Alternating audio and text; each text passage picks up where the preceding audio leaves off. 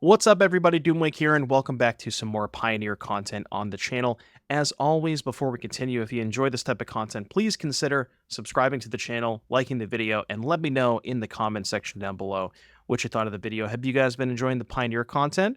Did you get to see any of the coverage of the regional championship this past weekend?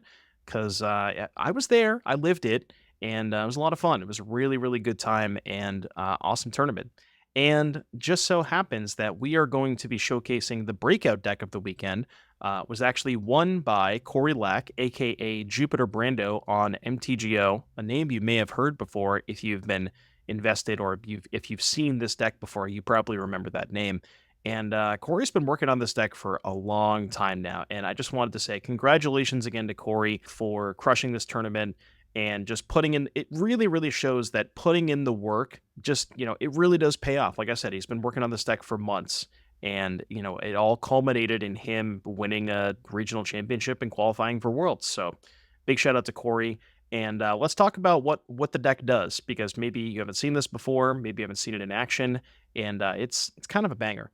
So the concept here is you are ostensibly Rakdos midrange with a combo finish. You're still playing all the good Rakdos cards. You have Bloodtithe Harvester, Thoughtseize, Fatal Push, Fable the Mirror Breaker, that kind of core 16 Rakdos cards. And, I did end up playing this deck in the regional championship after waffling between Gruul and Mono Black and all these different types of decks. This is where I landed. And the big reason I landed here is because I wanted to play a Thoughtseize Fatal Push deck. But if you're playing Thoughtseize Fatal Push, you kind of can't just really play the traditional mid-range deck. You have to have some way to go over the top of stuff like Enigmatic and Blue-White. Blue-White maybe less so, but Enigmatic definitely, you can't really beat Enigmatic face up with just traditional Rakdos mid-range, so you need some sort of combo finish. And that is where we enter Agatha's Soul Cauldron and Tree of Perdition. So for those of you who don't know how this works, if you have a tree in the graveyard and a cauldron in play, and a creature that does not have summoning sickness, you use the cauldron, target the tree. Cauldron trigger will put a counter on one of your creatures, maybe a Bloodtithe, doesn't really matter which one it is. And now the creature that you put the counter on has the ability to exchange target opponent's life total with that creature's toughness, because it says Tree of Perdition's toughness, but it's really like when it says Tree of Perdition's toughness, it's referring to the creature that has the ability. So in that instance, say it's a Bloodtithe, your Bloodtithe has a counter on it, so it's a 4/3. You tap the Bloodtithe, their life total becomes 3, and then Bloodtithe's toughness then becomes whatever life total they were at, 20 or whatever. So it's a really cool way to just kind of get them from 20 to 3 in one activation. And then you can kind of just clean up with some random leftovers. If you have multiple creatures that can attack, you can just say, okay, untap, attack you with a couple of creatures, you block one, you're dead. Or you can finish them off with Voldaren Thrillseeker, which has an activated ability of sacrifice this creature, deals damage equal to its power to any target. That activated ability also notably very powerful with Cauldron, because if you Cauldron the Thrillseeker, now every creature that has a counter on it has the ability to fling itself. So in that instance, say, that same Bloodtithe Harvester that had a counter from the tree activation, if you then untap and Cauldron Thrillseeker, put a counter on the Bloodtithe, now they're at 3 life, you can fling the Bloodtithe, and they go from 3 to 0. So that is kind of the combo finish. One other card that I want to note here is Fear of Missing Out is completely absurd in this deck, where you want discard outlets because you need to get the tree into the graveyard. You had some ways to do that before. Prior lists were playing Voldaren Epicure. This one has Bloodtithe and Fable. Like, being able to swap Voldaren Epicure for Fear of Missing Out is nice, because Voldaren Epicure, not the most exciting card. It's kind of a mopey creature. And Fear of Missing Out is just a threat in and of itself. You actually get Delirium with relative consistency in this deck because you have a good spread of types. You have 8 enchantments, 6 artifacts, 8 sorceries, 5 instants, I think, 5 instants, and then some creatures and lands. So your type spread is pretty good, and you get Delirium, with consistently with discarding to Fable and Bloodtithe. And because of that, your Fear of Missing Out with, say, like a Bloodtithe or something, just some random creature, that's an 8-point attack if you have FOMO and Bloodtithe Harvester. So they kind of have to respect your sort of beatdown plan, but then they also have to respect you just being able to go one-shot them with just Cauldron and Tree. So it kind of puts them in this squeeze, similar to what Splinter Twin did back in the day, where if they answer, like the Teamer Tarmo Twin decks, if they answer your Tarmogoyf, that's one less removal spell for your Splinter Twin combo, so on and so forth. So it has similar vibes to that.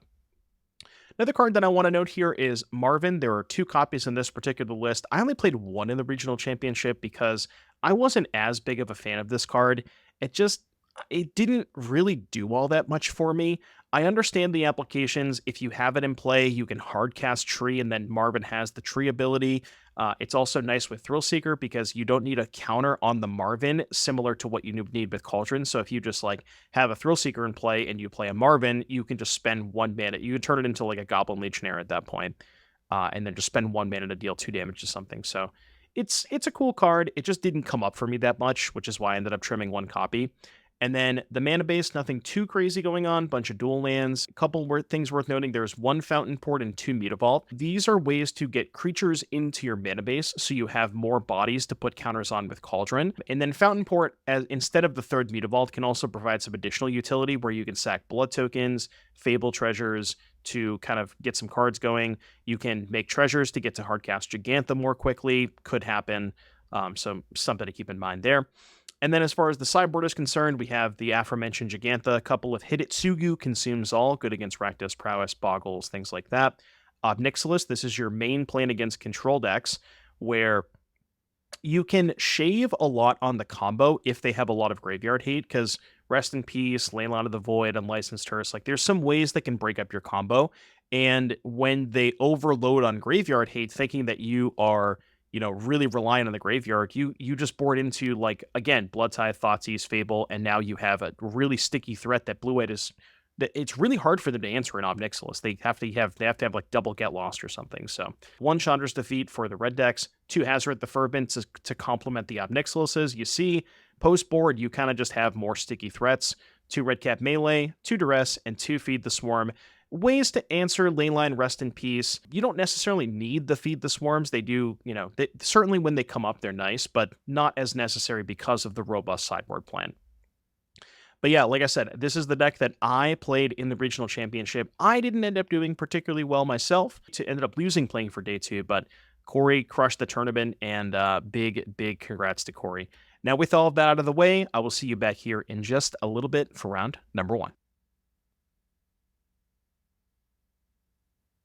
Because I know what's going to happen is I'm going to register Phoenix, and I'm going to sit down round 1. I'm going to look across the table, and my opponent's going to hand me their deck list. And as soon as I look at their deck list, the first thing that I'm going to see under the enchantment section in the main deck is 4 copies of High Noon. And I just I don't want to play against main deck High Noon all day. You know what I mean? Like, I'm good. It seems like you have to work so much harder for your wins with Phoenix than you did before.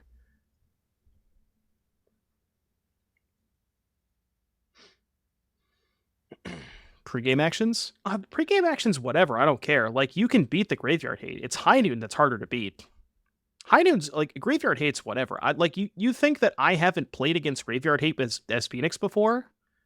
Like, kind of want to just do this. Just get this down in case they draw Thoughtseize. Like, I could beat the graveyard hate. It's just High Noon specifically is all I care about.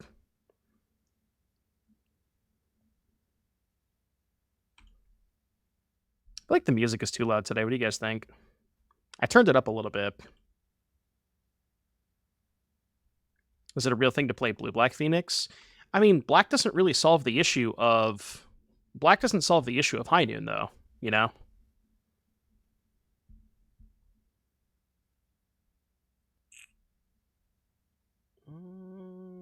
Trying to figure out what I want to do this turn. I kind of want to go FOMO, discard Thrillseeker. Okay. And now if they attack here, I can go eat Thrillseeker, make it a 3/4 block. Music level's good. Okay. But like, if anybody in the chat has been testing Phoenix and they have a good plan against High Noon, I'm all ears. Like, if you can figure out, if you can give me a reasonable way to beat High Noon, I'm in, Like, I want to play Phoenix, but Yeah, but the problem with bounce spells is, okay, we talked about this yesterday, where, okay, here's what happens when you play, here's what happens with bounce spells. High Noon is a card that, like, slows the game down, right? People are just casting less spells because they're only casting one spell a turn. And because you are slowing the game down, they are going to have, like, they're just going to hold all of their removal spells in hand, right? They have no reason to cast them. Like, they're just going to sit there for a little bit. And, like, you end up getting to a spot where you go end of turn, bounce their High Noon, untap, have a big turn. Maybe you put 2 Phoenixes into play. Maybe you have a Shredder. And that's cool. But because the game was already slowed down to like a halt before then, by the time they get back to their turn, they can just say, okay, like, untap, kill all your shit, replay the High Noon, and you're still in the same position. It doesn't really solve the problem, you know? It's like a temporary issue, like a temporary solution. I think the only good way to do it is like splashing green for Pick Your Poison or white for Wear Tear. I don't think there's another good way to do it.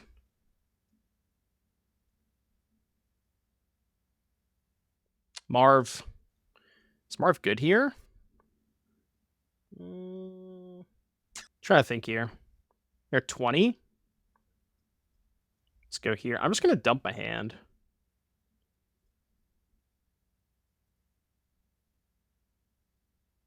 Kind of just Bing chilling. Yeah, Marvin can be flip Reflection next turn, which is kind of sick. Dude, Marvin with Fable is kind of insane. I didn't think about that. I maybe should have put the counter on the FOMO to have a 4-power creature. Then I could just kill their Chariot. I mean, I could just let them have a Chariot. Who cares, right? Yeah, I could do that too. Can also copy the Fable if I wanted to. I'm just going to let them attack me. I just don't really care. What is this?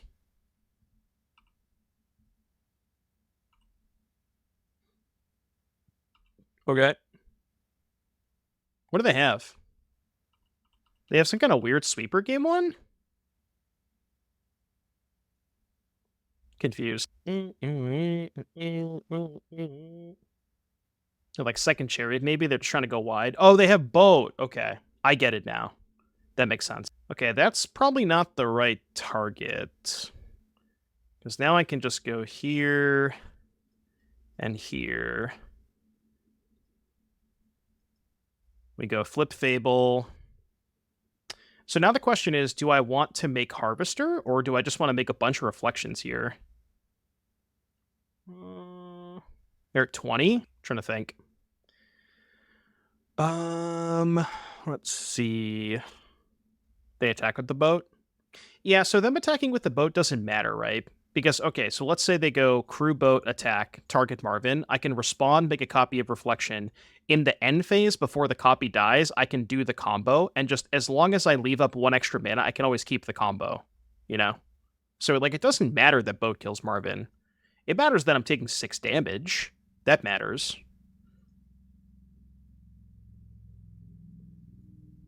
I would like to have a creature that can kill the Marvin by itself. What if they target Reflection? Oh, right, that's bad. Because then I copy, then the Reflection dies. Well, no, I could just go copy, copy, original dies, then I could go end step copy again. It's the same thing, right? How about we loot first? On board, you have 5 copies?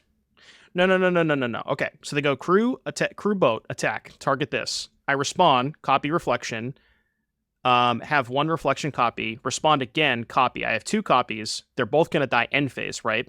But end phase, before they die, I can make 3 more, or however much mana I have, and then untap, and then I can, like, sort of keep the chain going. See what I mean? It requires me to use a lot of mana, but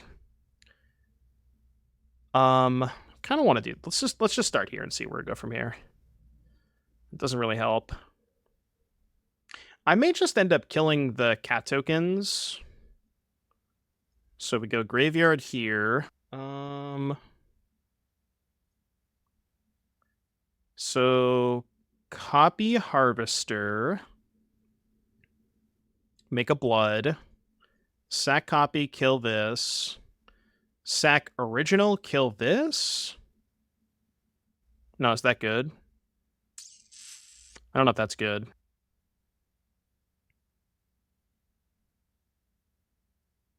Alright, I'm just gonna do this. Go to combat. This might be kind of loose, because now if they just have any creature, they can crew the boat. I feel like I could have done this a lot better. I can pick up Giganta at Elite, though, which is nice. Yeah, that was not a great turn. We will simply just not remember that turn. We don't talk about that one. Yeah, that's like worst case scenario too. Because now they get to kill the reflection. So what was the right line? Just like do nothing? Maybe the correct line was just pass. Because if they crew the boat, I can like use the Marvin to copy reflection. Then that can make another copy. I can use the Cauldron to put a counter on the copy, sack that to deal 3, sack the Harvester to deal 3, kill the boat. Yeah, that would have been a lot better. I should have just done nothing. Yeah. I should have 100% done nothing. I think I would have been fine. But now I like put myself in this position that I probably can't win now. I guess they're just dead if I draw a tree, right? They're killing Marvin? Well, I guess I just throw Marvin here, right?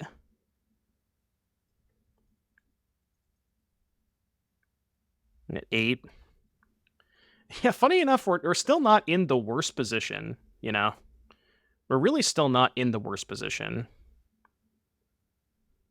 As a matter of fact, do we still just have lethal? Because I can throw the Giganta at them. Does that matter? So, hit for 6. They go to 11. Do I have 3 mana left over? 1, 2, 3, 4, 5. I have 2 mana, so I'm 1 mana short, right? What if I throw the Giganta at the Overlord? What did they pick up? They picked up Rafine's Informant. Okay. Discard push. If I discard push and draw a tree, I can't kill them though, right? Yeah, I guess it doesn't matter. I still have enough mana to go Giganta plus Fling. That doesn't help. Yeah, that is true. Well, okay, what if I just do this? What if I just go hit for 6? Hear me out, okay? Hit for 6, play Giganta, pass. If they crew the boat and don't play Greasefang, I can just, before combat, put a counter on Jeff and then fling it. Right? Yeah. Okay, like that. And I just have I have this plus a mana up. This deck is, like, a lot more complicated than I thought it was. Jesus Christ. There's so many different things you can do. With, like, Cauldron, just having a million different things, Fable plus Marvin. Like, it's actually kind of crazy. It's really not. I will say, Snook, I bought the Cauldrons and the trees today, so. Not that I'm locking it in, but I just want to have them just to make sure.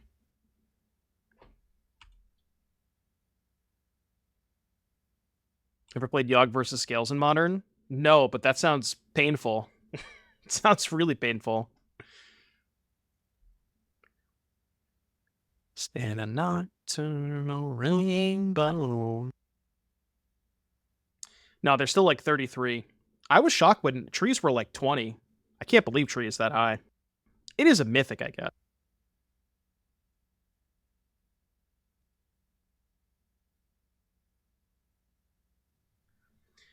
Okay, that's bad. That's really bad.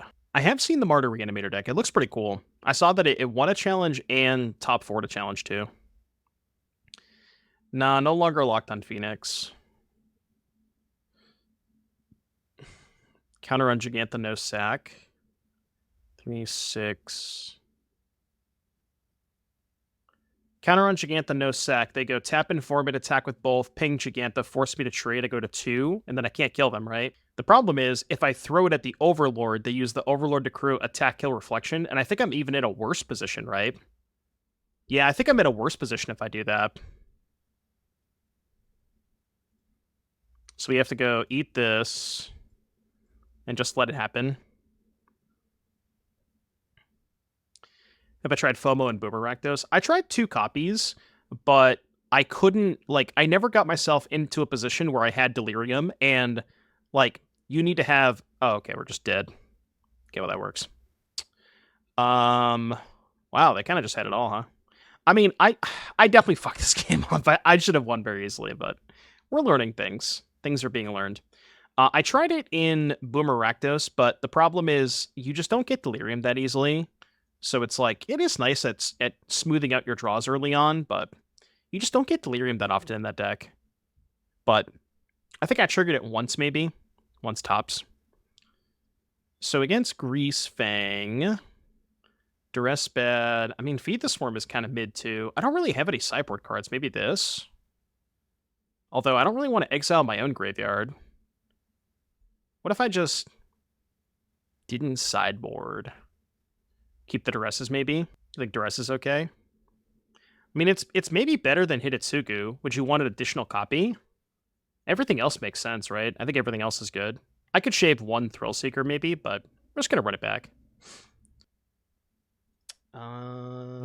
Sure. Sounds fine. What you got over there? Stallone? Haywire Might, Overlord, say its name, Thoughtseize. I take Overlord, they Thoughtseize my Cauldron. If I take Haywire Might, they still just Thoughtseize the Cauldron, so it's like... No, actually, I'm going to take Thoughtseize, because they're probably not going to play the Haywire Might, but maybe they will. No, Ginger is not local to me. I mean, now we can just take the Overlord, right? Let's do that. Yeah, I like this. 3, 4, 5. Overlord down. I think I like this. So they go land, say its name. Which is fine. Take Parhelion? Bro, no, stop. And they put Blooming Marsh in their hand, which means they probably didn't draw a land that turn. Yeah, I really want to find a land this turn.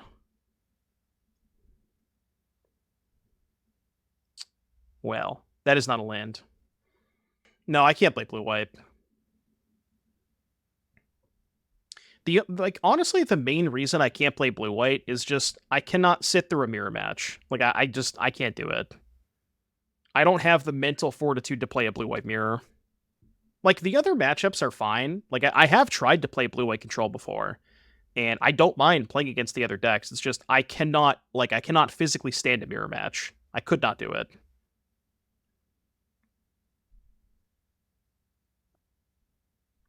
If I consider creativity. If I was going to play creativity, I think I'd rather play Transmogrify. I really do like the Transmogrify decks just because I think they're like they play out similarly to Rakdos midrange, but it's like Rakdos mid with a combo finish, so I think that's kind of why I'd prefer the Transmogrify decks.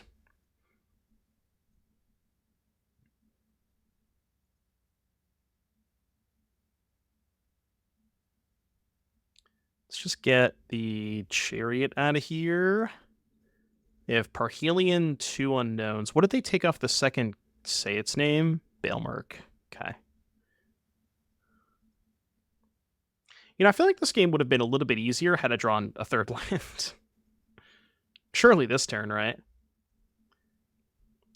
Surely this is the turn that I draw the land. Can't brick again.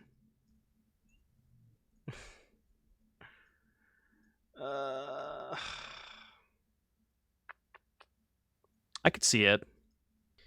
Like, the way you beat the blue-white mirror is don't cast spells. And, like, I'm not about that life, you know?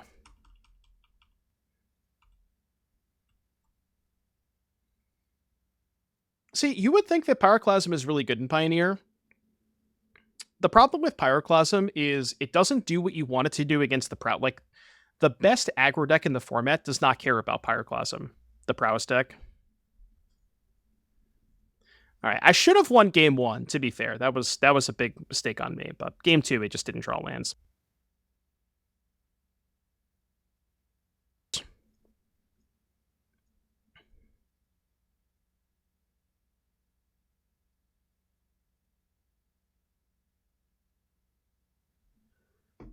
Classic Mutavault Gaming. Better. Would they repeal? Giganta. It's that. I want both of these against Giganta. Sacred Thunder. That's a good draw. What? What? Maximize velocity. I mean, hilariously, I don't have a Fatal Push, so they're going to jam Virtuoso. Okay, good. I mean, they never jam Virtuoso in that spot anyways, so it's fine. They suspended this. This is gone. I think Transmogrify is a good matchup against both. Yeah, I'm going to try Transmogrify later. I think if I was going to choose to... Oh, what's up, Corey? If I was going to choose to play a Rakdos deck, it would be either this or Transmogrify. I think I'm off the mid-range deck. I don't know which one of these two is better, though. Either Tree or Transmog. Tried the Black-White control deck? You mean like the mono-white deck that just had some... was like mono-white that played Thoughtseize Fatal Push instead of the red cards? I did try that, but it, like, didn't feel super great. What'd they discard? Homestead Courage. Okay, so we go here. Take...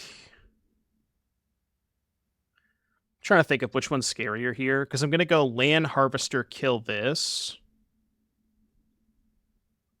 With this in the graveyard, I probably have to take the Virtuoso. So let's do that. Play this, kill this, and then hope that it works out.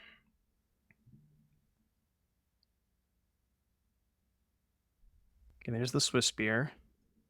What's up, Eccles? Eccles, thank you for the 25-month resub. Welcome back, Sir Eccles. Why his Grove Prowess just fell off?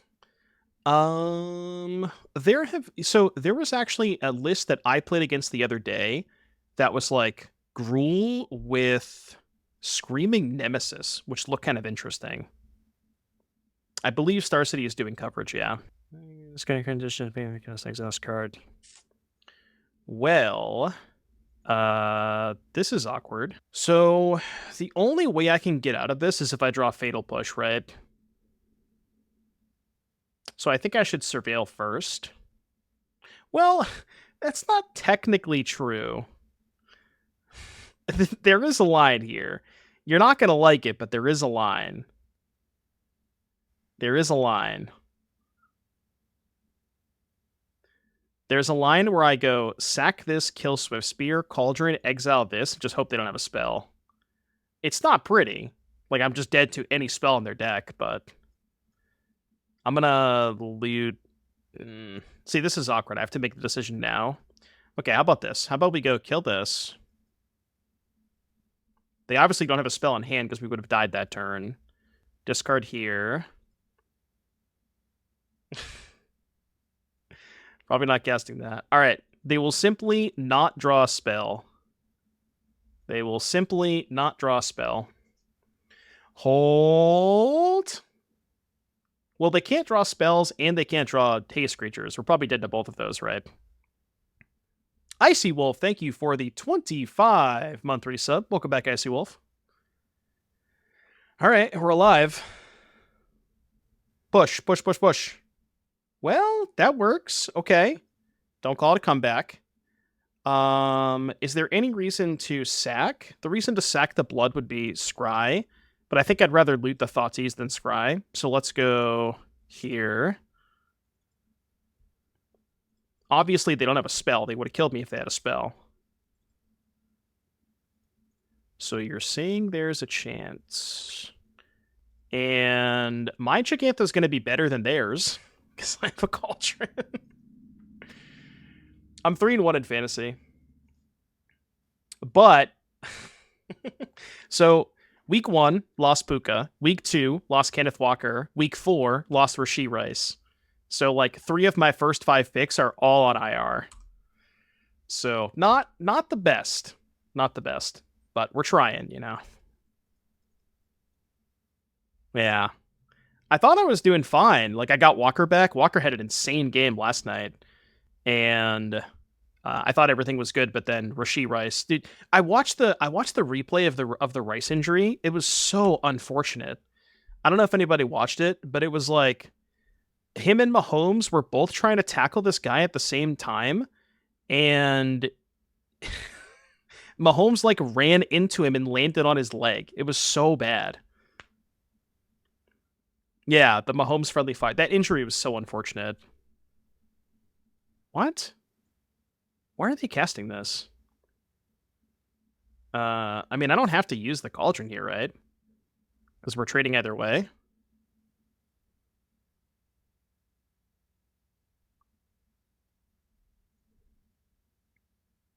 Oh, I see. Well, I mean, Otterhouse, if they had God's Willing, they would have killed me, right? I'm at 2. They would have just cast God's Willing and killed me. I mean, there's no reason to eat a creature here, right? No. I don't think there's a reason to eat a creature. Okay, we're not technically dead. We are not technically dead. Destroy Tree. I mean, Tree's got a large butt. Tree has a very large behind.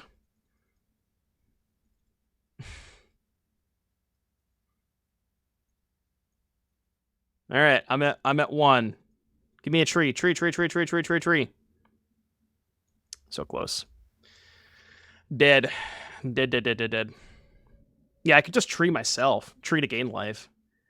All right, so against this deck, I would like red removal. Duress is honestly not that bad. All this stuff is kind of... Well, Hidetsugu is good. What do we cut against this deck?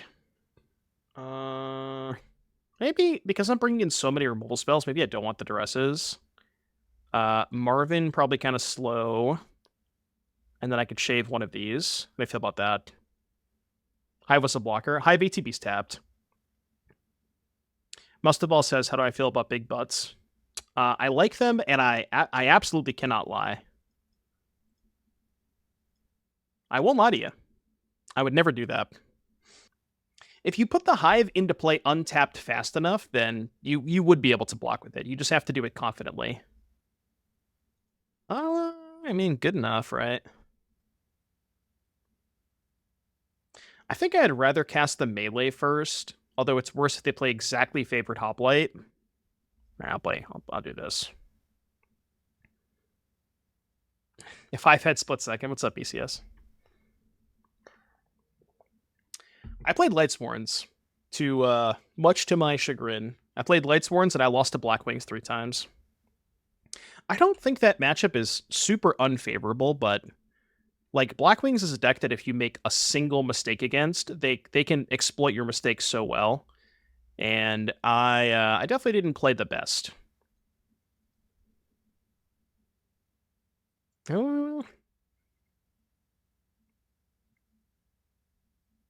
Yeah, Pioneer's great. I love Pioneer.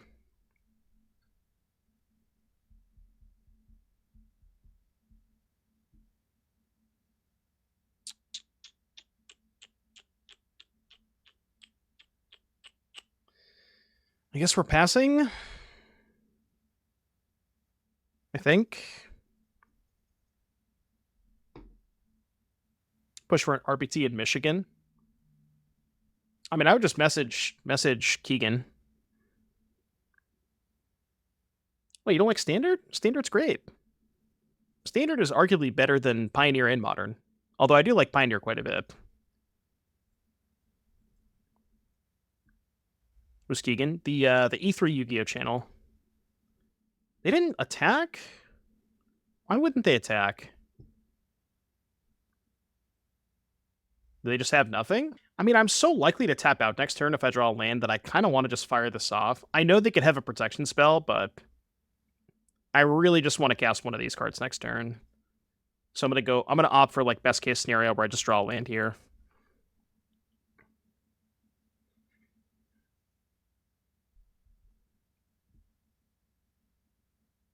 All right, I am just gonna Fable. It's a little risky, but like,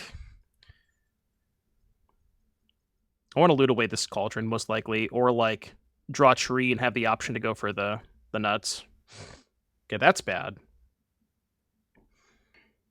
Yeah, if you search E3 Yu-Gi-Oh on YouTube, he's like the big Edison content creator. He makes a lot of videos, and he's actually the person who hosts the RBETs. He like puts them all on.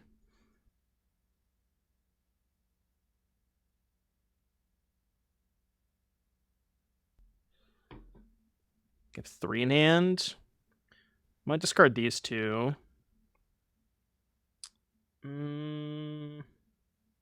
Shit, this is gonna kill my Shaman token. God damn it. I mean, I kind of have to, right? It's really bad if they have a protection spell, like another Lauren's Escape.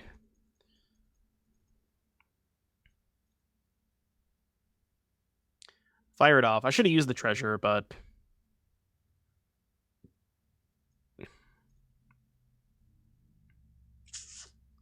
yeah.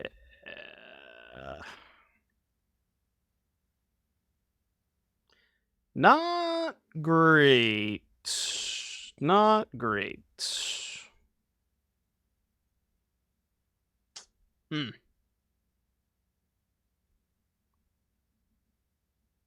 are so dead.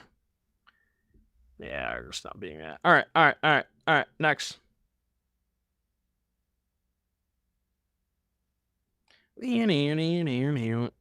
Alright, we need to find a red source, but I'm in. No, I lost. I played horribly game 1. I should have won game 1, but I did lose the match to Greasefang. Oh, Jono, no. Jono got hooked.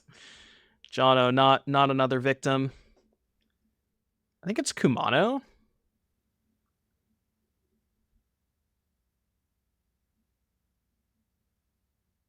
Or I could just take both challengers. Join us. I refuse to play this deck. Let's take Kumano. I can't do it. I cannot bring myself to play this deck. I own all the cards, but I can't do it.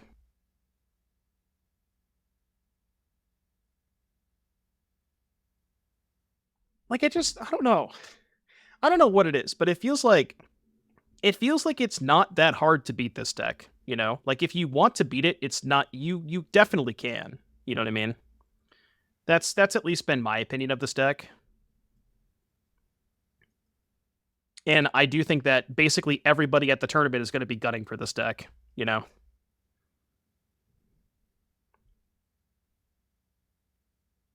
If you'll be a breakout deck at DC, I don't know. Well, I mean, when I win with Gruul Delirium, yeah, but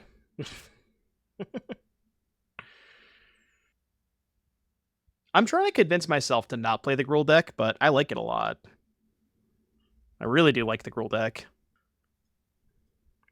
Maybe a little too much. I tried Vel'Kovoth for a couple matches in Transmogrify. The problem is Vel'Kovoth is so much worse against blue-white. And I think there's going to be a ton of blue-white, so I'd rather just be on the... I'd rather be on the Atraxos. Red mana where? Would I trade Mutavault for Sellsword? I think I would. I don't know, maybe I wouldn't. I guess I wouldn't, right? I don't know, maybe I should. Because, like, if I trade Mutavault for Sellsword, then I can't cast the tree, and I kind of want to just cast the tree next turn if I find a land over the Fable. Okay. Where's the Back to Nature? I mean, Back to Nature is good against Enigmatic, but it does kill your own Phomos, which is kind of awkward. All right, land me.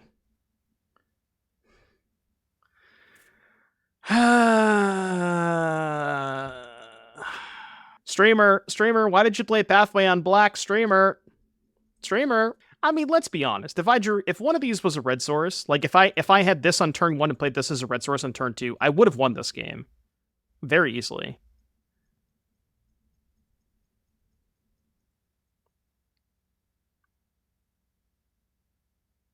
Why aren't I just playing prowess? I don't know. I don't see it, man. I don't see it. I've tried this deck. I'm not just dismissing it without trying it. I have tried it. And every time I tried it, I hated it. Yeah, we don't have any outs. Okay, Iritsugu, Duress, maybe. These coming in 1, 2, 3. I don't know. Do I want the Duresses? I don't know how to sideboard against them. What if I tried cutting a FOMO? Maybe keep in 1 Duress? Let's try that. Oh, you cut Thoughtseize. And then you want to keep in these 3 and 2 Duresses. Something like that, maybe? Yeah, I guess just going, like, Marvin Hardcast Tree is pretty good against them. 2 Ob on the play. Over the Duresses, probably? So you go 2 Obs, keep in the Thrillseeker. Like that, maybe? Yeah, I guess Thoughtseize is just like, I don't know. You have enough. Maybe swapping Thoughtseize for the other cheap removal is fine. Because, like, you would much rather just draw multiple removal spells than a Thoughtseize. Because, like, taking very specific cards with Thoughtseize doesn't matter that much. This hand's fine. We can keep this. Right, yeah. I mean, that's what I'm thinking. I hope this hand can't lose. Yeah, 3rd land and it's GG. Ob is nice because it gains life, it can make blockers. I mean, I guess making small blockers is not great against specifically Rage, but...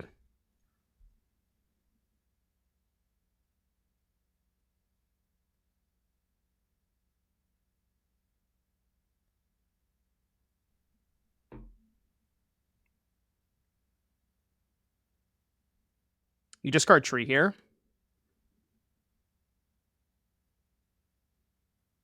Do you remember?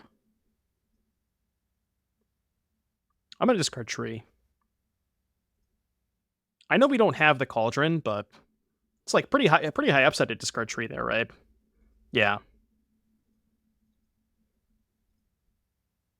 This song is a fucking banger. Banger.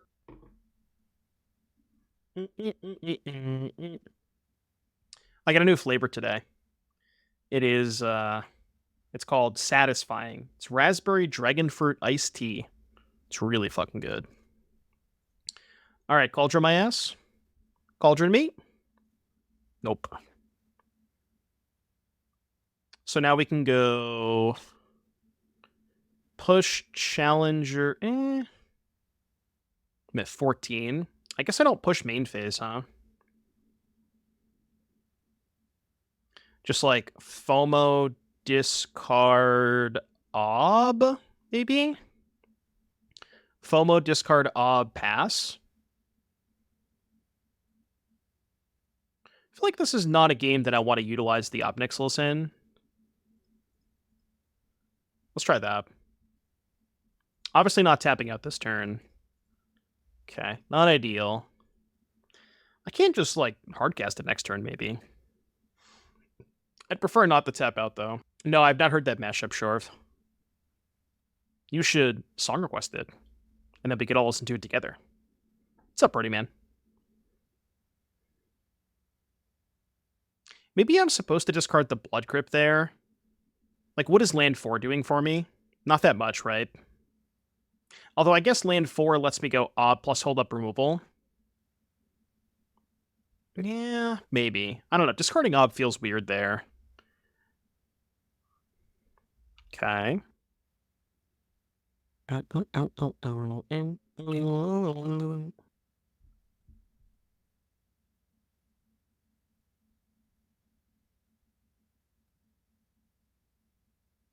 Well, I guess the question is, what happens if they just go, like, Titan Strength Challenger. Do I just pass priority and take 3, 4, 7, 9? Probably, right? Just take 9, kill the Swiftspear, end of turn, push this. Yeah, I think that's fine. It's basic, like, the way that I treat this deck is, it's like Infect, right? There's a very common play patterns against Legacy or even Modern Infect back in the day, where you just didn't cast your removal spell until they were presenting a lethal target. You know what I mean? Okay, so they're doing this, which means I'm just going to pass priority back. I'm happy with this trade. They have to cast something else, right? If they pass priority, I'm just going to let this happen. I'll take 6 and kill a Swiftspear. Like, this is good for me, I think. So they kind of have to commit something else. Yeah, like, this isn't even that good for them. I mean, they get in 6 damage, but... And now, I think I do want to cast Fatal Push. Because they can't fling in response here, right? I think now is a good time to cast Fatal Push. And I can hold this up next turn. 3 card types. Sorcery, instant, Planeswalker. So we just go Shock, Fable, Pass.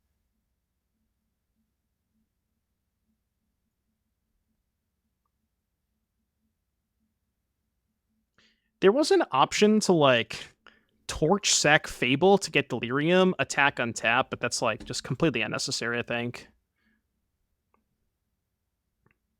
That is an option that we could take at some point, but don't want to do it now for sure.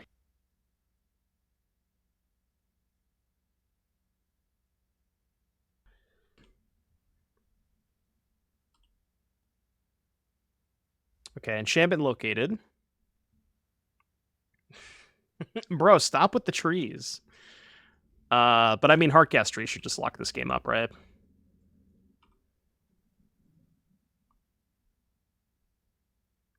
I'll take the trade if they want to trade.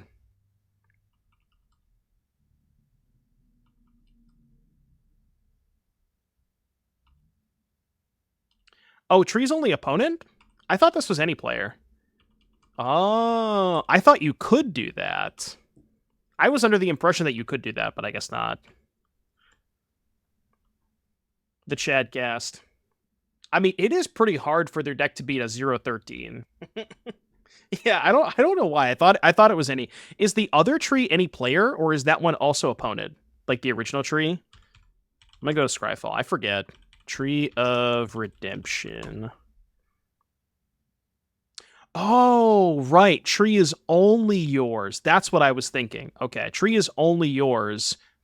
Perdition is only theirs. I see. Okay. Got it. That's like the flavor, right? Hazoret, I'll block with my 0-13. Although Hazoret doesn't give us infinite time. Not great against the 0-13, though. Not great. I'll block. Do I still need Sleight of Hands? No, I have like 7 now. I went to 3 more RCQs. All right, song request is done. Shore, thank you for the banger song request. All right, what's the plan now? What is the plan now?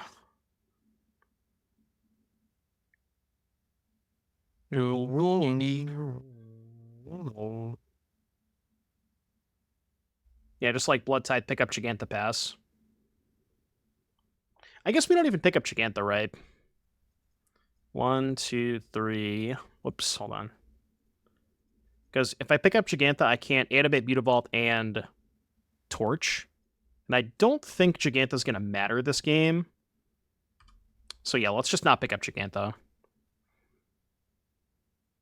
I mean, I don't know. I guess it could matter. It's unlikely. Oh my god, I just realized. Wait, never mind. I was gonna say you could like untap tree, but that doesn't do anything, right? You activate tree, then untap it, activate it again. It's just in the same spot. I don't know why I thought that mattered, but yeah, untapping tree doesn't accomplish much. It is relevant with Cauldron, yeah.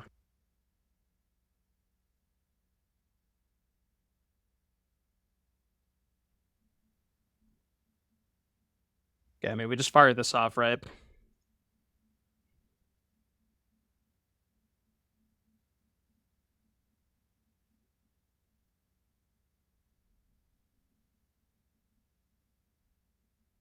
Let's start here. See how this goes.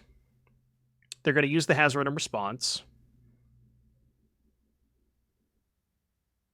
I could FOMO, untap the Fable.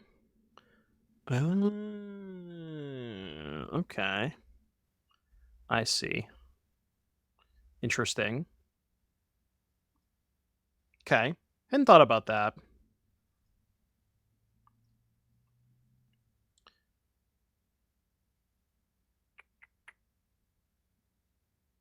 So, trying to think of the best way to do this. I can attack with FOMO, untap Reflection copy Harvester. Oh wait, no, there's no reason to do that. I can just kill them with my combat steps, right?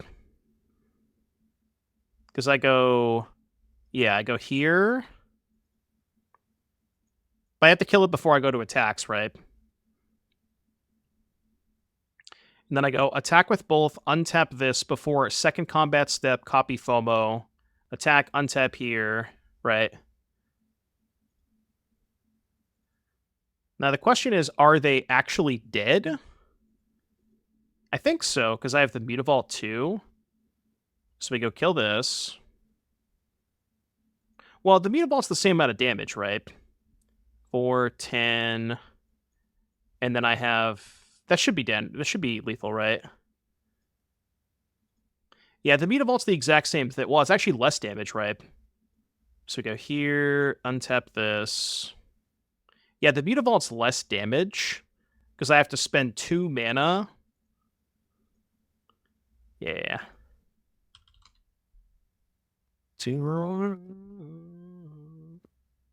Basically, I have to spend 2 mana to deal 2 damage, right?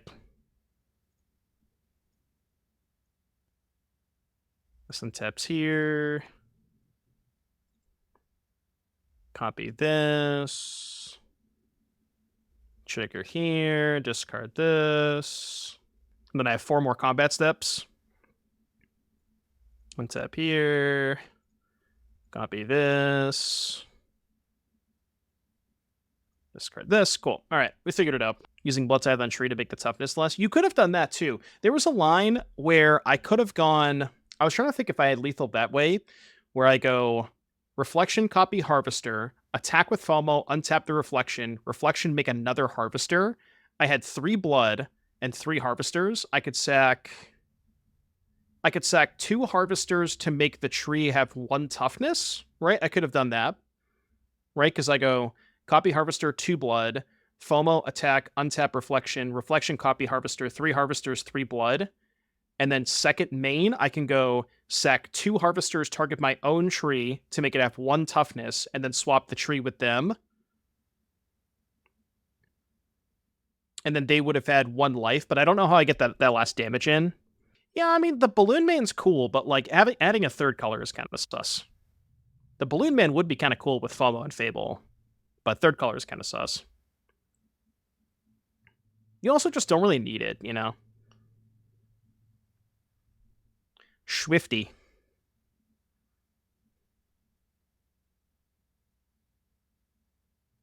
Alright,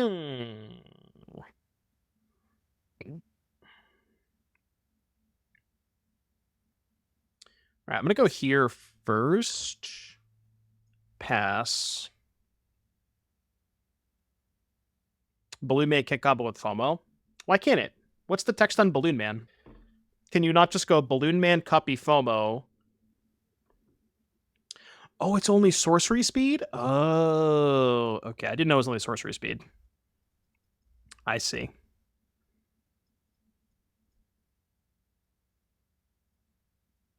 My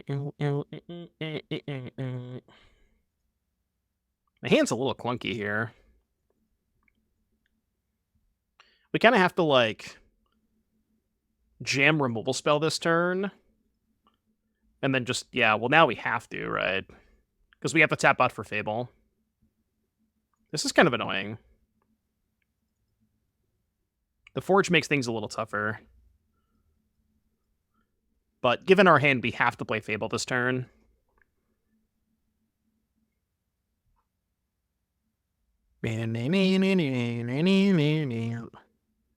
Sleek shot. Just give me a Cauldron. Give me a nice little Cauldron off the top. I'm asking for one singular Cauldron, please. They can have a removal spell for the Shaman token here. That's fine. All right, Cauldron and they die, right? Well, they don't die this turn, but I think I'm 1 mana short if I draw Cauldron. It's pretty good. I'm at 9. All right, so obviously that's good. The question is, how do we proceed? They have 1 card in hand? It's a little tricky, right? Maybe I should lead FOMO? Well, leading FOMO is kind of sus if I don't draw land, right? Thrillseeker 3/3 attack for mana, hold up, can block plus activate. What if we go Cauldron, eat Thrillseeker, attack for 3, post-combat, cast FOMO, and then if we draw a land, fantastic. If not, we still have a blocker. It's kind of sus, right? This is really tricky. This is really tricky. I think if we had a land, this would be a little bit easier, because then I could just go Cauldron, FOMO, attack, hold up the Thrillseeker activation. Could fling. You can also fling main phase, but that's worse against Den, right? We don't die to Den. 3, 6, 7. True. Okay, here. What about this line? What about attack with Shaman token, or, well, excuse me, cast Thrillseeker, attack for 4 with Shaman token, post-combat, fling the Shaman at the Slick Shot, and leave the Thrillseeker in play. Is that a better line? I guess it mostly accomplishes the same thing. Yeah, I guess there's no reason to fling main phase. Well, no, there is, right? Because if I don't fling main phase, I can't fling this at the Slick Shot on their turn, right?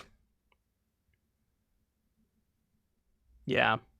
I actually think I like that line because it leaves the Thrillseeker in play. I think I like this line better. Like the other line with the Cauldron, if we're forced to sacrifice the Shaman, we don't have a creature in play, you know? That's what I'm worried about. That's what I'm worried about taking that line. Right, yeah. And this gives us a body to kill them next turn, which is why I think I like this better. And they need what, two pump spells to kill us with the Forge, which, if their hand has 2 pump spells, then good beats, right? I'm not playing around that.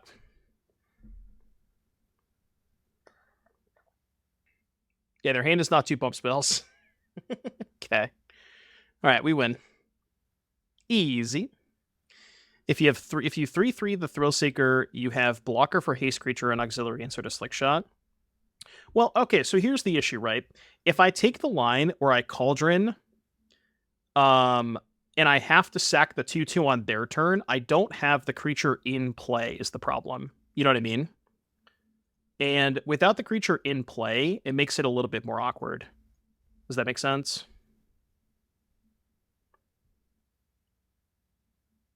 Right? Like if I take the other line, right? Say I go no attacks, Cauldron, main phase, target the Thrillseeker, put a counter on this thing. No, well, I guess I probably still do attack, right? Because the attack gives me the treasure. And then, yeah, sure. In the event where they're just firing up Den, it's the exact same thing, I guess. So I guess what's the difference between that line and casting the Thrillseeker that turn? I don't know if there is a difference, right? Difference is you make them act first. Yeah, sure. Then rather than like me just proactively killing their Slick Shot, yeah, I guess that's fair. That's a good point. Jupiter, are you playing this Fountainport? Please tell me you're not, because I want to cut it. Info real. I'm on the draw. Ah. Stupid Fountainport.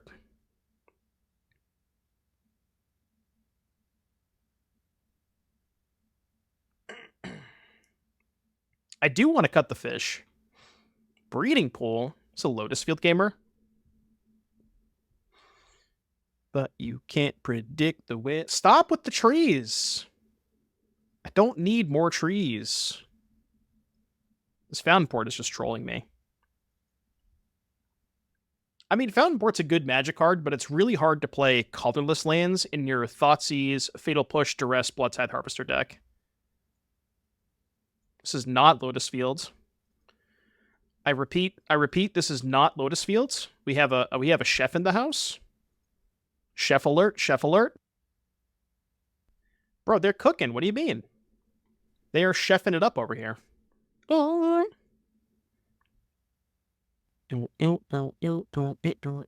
That was a really good draw.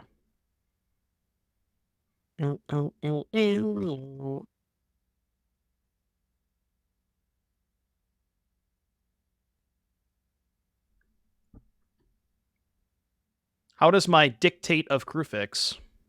Holy shit.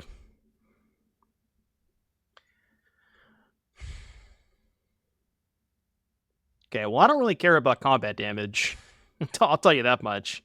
I am not winning through combat. I'll tell you that much. Yeah, somebody get the holy sheep meme. Let's do it now, right? All right, take 16. You ever tap tap a single creature and deal your opponent 16 damage? It's pretty good. Ooh. Yeah, that's a minus 16 angle.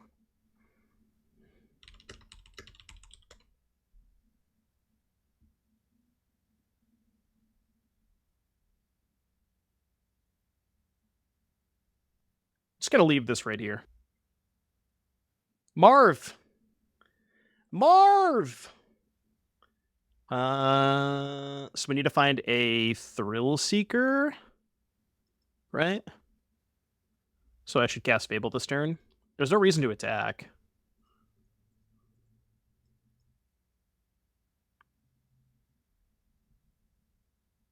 Marv works the way that I want it to with Cauldron, right? I'm pretty sure it does.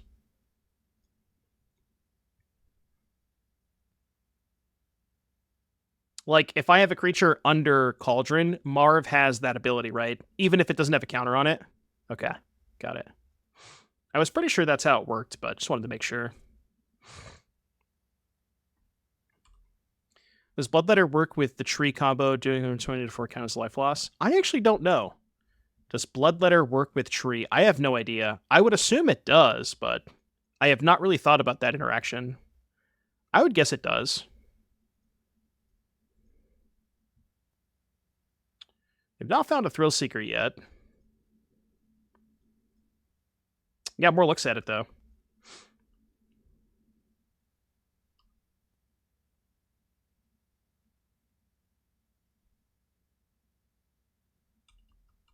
Would like to Fatal Push this thing in the eye, so I guess I'll just do it now? Before they, like, have some spells. Although they may have a counterspell for this. Okay, no counterspell. A different creature with a counter on it? What do you mean? Different creature with a counter on it. If you're doing tree plus Bloodletter? No, I don't think you would, right? You would just need the Bloodletter and the tree in play. Like, for example, right? Like, in that instance where I have an X4 Fear of Missing Out that has the tree ability, if I also had Bloodletter, it would go to deal them 16, but they would just take 32 at that point, right? I guess, I think I know the question that Slappy is asking, is like, does it alter the toughness? You know what I mean? Like, does it alter the toughness kind of thing? If it's just the Marvin on field, you need a counter on a creature. Right, yes. You would need a counter on another creature. Like this instance, for example. I don't know what that card does. Whenever you draw a card, target opponent mills 2. Well, I mean, I kind of want that to happen anyways, I'm going to be honest with you.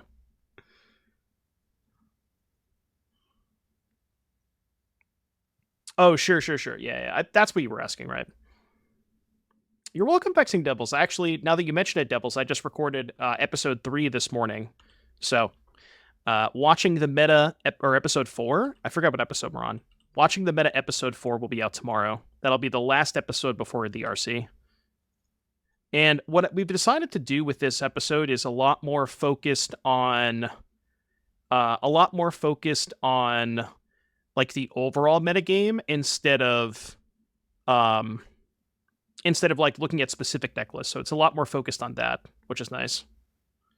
And I think it's very helpful for the RC coming up.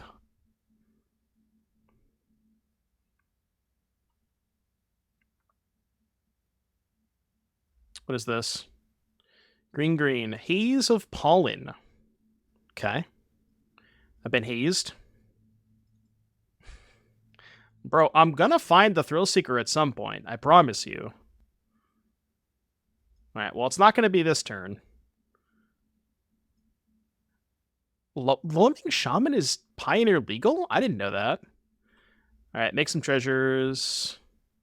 Since when is Loaming Shaman Pioneer legal? I mean, the thing is, like, I don't think they can physically win this game, because if they mill over the Thrillseeker, they die. Because I have the Cauldron in play. And I don't know that they can prevent that from happening, right? What does Loaming Shaman do? Target player shuffles any number of cards from their graveyard into their library. Okay. So it's a way for them to not deck. Got it. Yeah. So we're going to mill a bunch of cards with the Cauldron. Yeah, that's fine. You can mill me all you want. I'm here for it. Just mill me a Thrillseeker. Thank you. Appreciate it. They could have Boseiju, I guess, so I won't Cauldron yet. I'll, like, wait till they do something. I'm just not going to tap my Cauldron.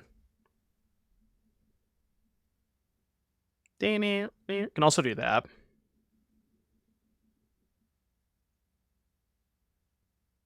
I would like to go to combat.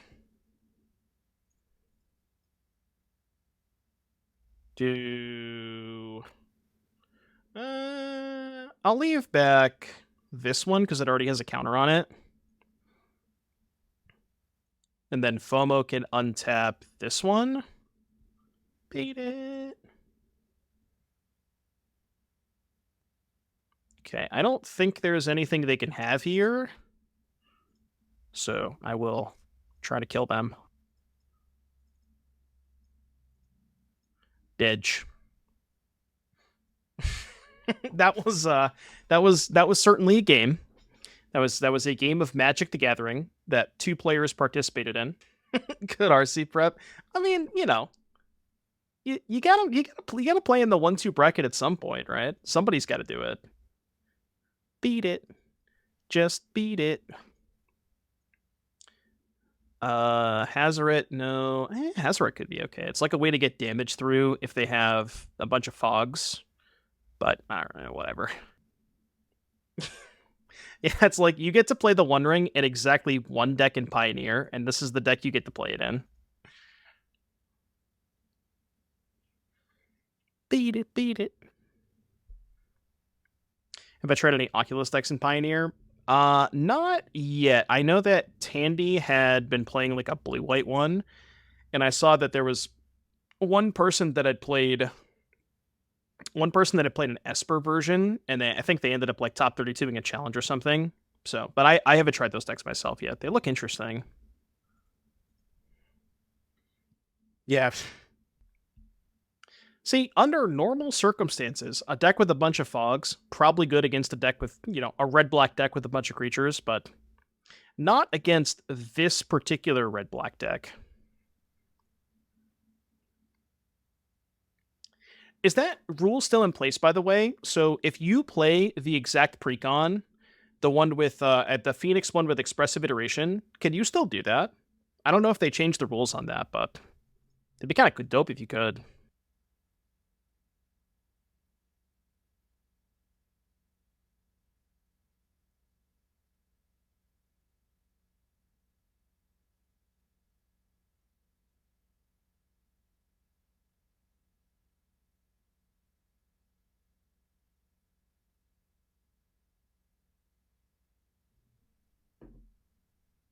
Dictate of Krufix. Beat it. All right, so they played this. This got discarded. This. Their hand contains a haze of pollen that we know about. I'm not sure, Shorv. I haven't tried it. Like I said, I've seen a lot of people try it in Pioneer.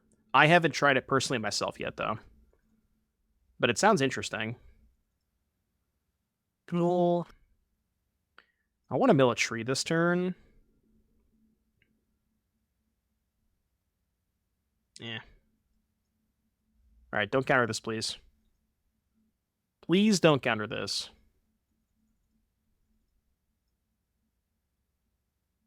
Bink. Might as well just do this now.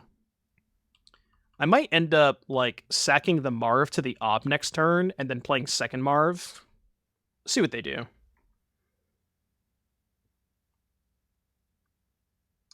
Although, I did see, now that you mentioned it, Shorf, so I think it was Edgar MTG, Edgar Mageish, ended up playing, I think he won some, like, face-to-face event in Canada, like a modern face-to-face event, playing with blue-black, blue-black Frog, but instead of Murktide, he just played a bunch of Oculuses. And, like, look kind of cool. Oculus is kind of sick with Thoughtscour. It makes sense.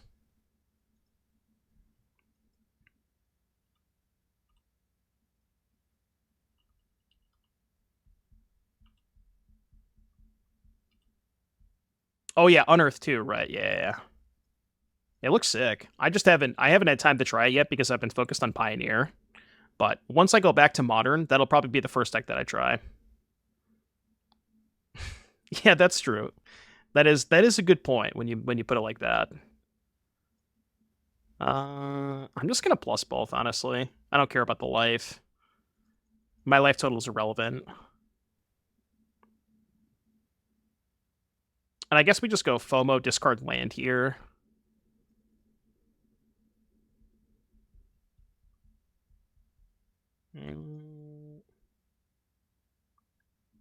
What I find hilarious about this is they can't ever deck us out because we can just kill them on our upkeep. If they mill over tree, we can just go exile tree, upkeep, activate tree, and then fling it at them. So we can't even get decked. We just need to find the tree.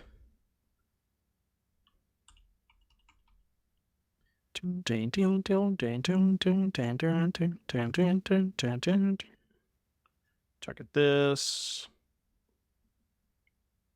No tree located yet. Oh, they don't want to play anymore.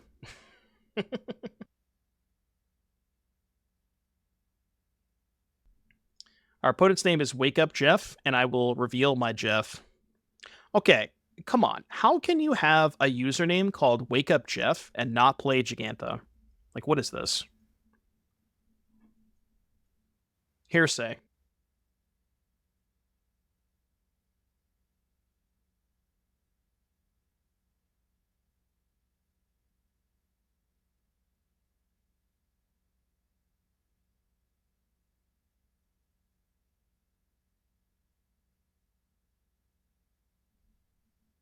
I drew 3 Fatal Push against the Boros heroic deck. That's got to be good, right?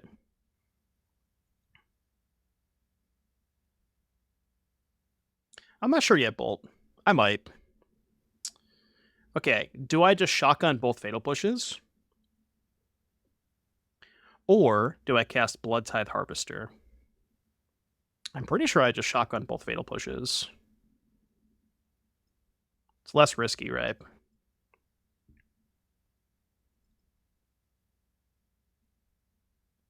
You kind of just have to kill every creature they play. Like, on the spot. At least against the Boros version, especially because they have protection spells. Like, the dynamic of this matchup is a lot different than the Rakdos one, because they can actually protect their creatures. Rakdos can't. So you can, like, be a little bit more liberal with your removal spells. Like, you can kind of hold them back a little bit, but this one, you just kind of have to shotgun everything. It's like, that dynamic is very different. Should definitely play Dimir Rogues in DC. The deck is definitely not just a pet favored meme. I mean, it did top 8 the Brazilian RC. I think it's probably good against Rakdos Prowess and reasonable against Phoenix and probably dumpsters blue-white, so I just don't own the cards for it. It's probably a good choice, though. I'm not entirely sure what you lose to with that deck. Well, kind of want to go attack with Shaman token post-combat. Wait, can I just kill other creatures? I have to sacrifice the Fable to do that. That sounds kind of bad, right? So I can go attack with Shaman token to get a second red source. I don't need second red source, do I? No, I don't. I could just go attack, post-combat, Cauldron here, fling here, torch this. Yeah, okay. That might be good. Let's do that.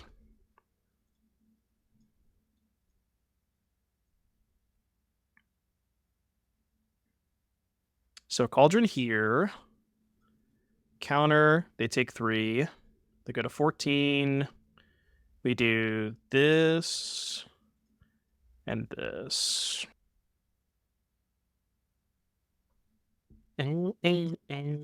Stop playing creatures. You're not supposed to have this many creatures.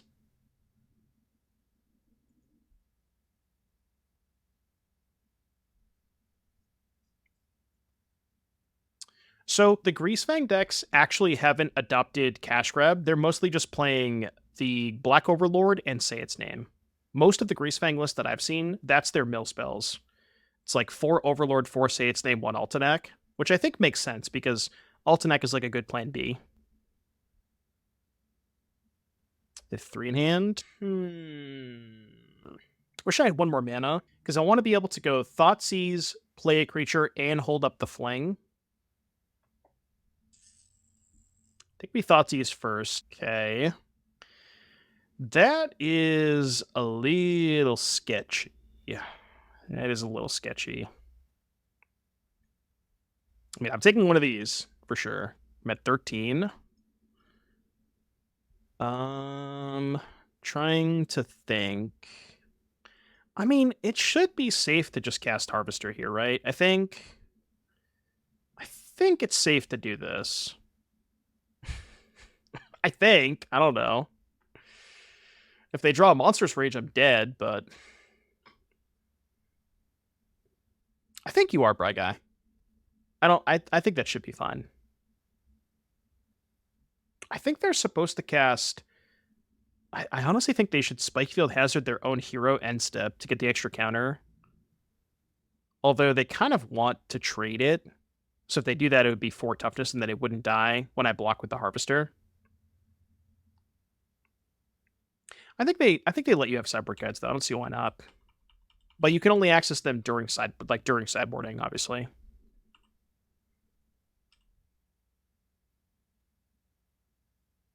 Yeah. It should be fine.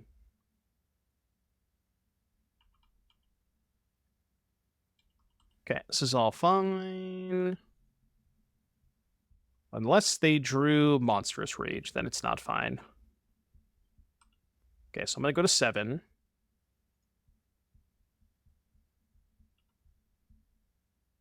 We know they have Spikefield Hazard in hand.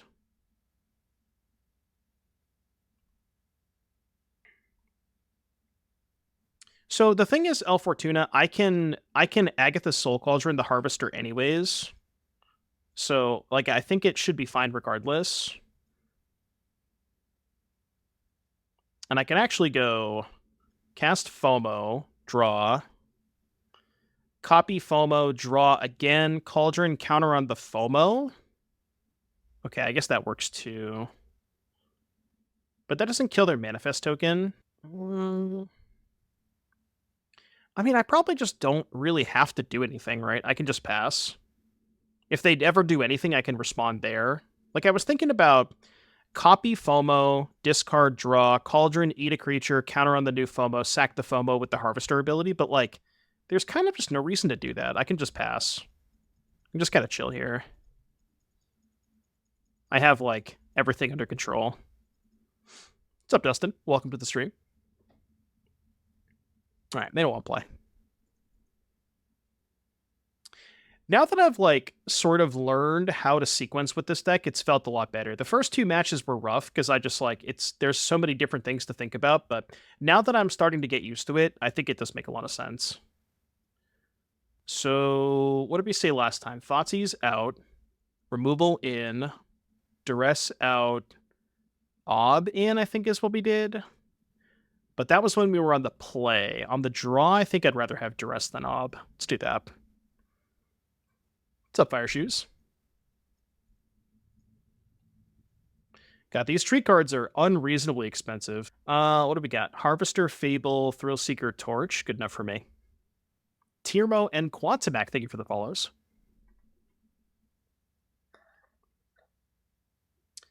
I think I'm off Phoenix. I'm so scared to play Phoenix because there's so many people that have main deck High Noons. That is my biggest fear about Phoenix. Is I know that if I register Phoenix, my round one opponent, I'm gonna sit down, they're gonna hand me their deck list, and the first card that I'm gonna see is 4 copies of High Noon. And I don't know, man. I don't want to be a part of that. It sounds awful. I tried playing Phoenix on like Friday and Saturday, and I played maybe like 4 or 5 games against main deck High Noon, and it felt so impossible. Like there's probably some sort of like play pattern or way to play the game that you can try to play around it, but it felt really difficult. I mean, I forgot. I think it was Dan who was in the stream yesterday who was talking about like I think he had Ratchet Bombs in his sideboard for it. I mean, I'm gonna bring Phoenix. What am I playing? I will decide on when our deck lists due, Friday at 6. I will decide on Friday at 5:59 p.m. That is when I will have my final deck list ready. I mean, I'll decide probably Thursday night, but I still don't know. I have 2 in hand? What if I just did this? Heartfire Hero's power is -1. It's a little worse if I draw the Cauldron, but if I draw Cauldron, I'm still probably winning anyways. Get all the cards in paper. I asked my friend to grab Cauldrons and Trees. I think I'm short 1 tree right now. No blocks.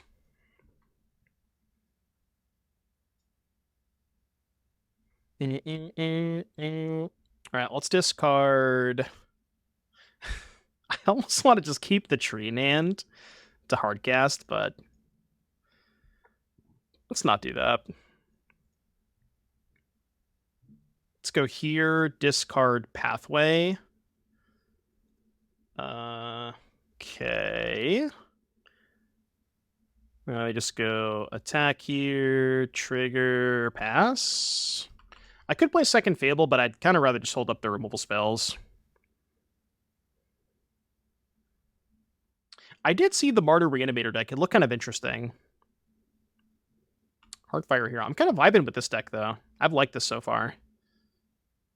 I like a lot of what it's doing. It feels like it has a lot of the similar elements to Rakdos midrange, but it just, like, doesn't flat out lose to Enigmatic because it has a combo finish. So it kind of feels like it's, like, the best of both worlds. Don't hold me out now. The Martyr list should be on my Mox field. Crumb and get it. No. All right, they don't want to play anymore. Okay, so a little rusty the first 2 matches, but picked up the next 3 once I started learning what was going on. And we are back with the outro here. So, first couple of matches, there's a learning curve with this deck. This is a deck that I really have not played that much of, and it certainly showed in those first couple of matches. But one thing I wanted to note here is that this is a deck that definitely rewards repetition, where if you can sort of learn those more intricate lines, stuff like holding up a blood, not discarding the tree with the Cauldron in play, making them make the first move, there's a lot of sort of these games that come down to like kind of who blinks first, where if they have a way to interact with your creature, then you can respond with the Cauldron. But if you Cauldron first, they can kill your creature in response. So it's really a lot of like, it involves a lot of patience, which is something that I didn't quite understand when I, first saw this deck. But yeah, I mean, like I said, this is a really powerful deck list. There's some really cool stuff you can do with Tree, and you can, even against decks that gain a bunch of life, like Atraxa, Angels, the Tree of Perdition doesn't care what life total they're at, whether they're at 20 or 60, still going to go to 3. That's the most important part. Moving forward, I think that I would consider maybe adding a 24th land. That's what I ended up doing in the regional championship. I played a 3rd Mutavault. I didn't play the 2nd Marvin. And I believe I played 2 mountains, 2 swamps. So I cut a Marvin and a Fountainport for a mountain and a Mutavault. Sideboard was slightly different. I ended up not playing Feed the Swarm because the reason for that was because we expected a lot less graveyard hate.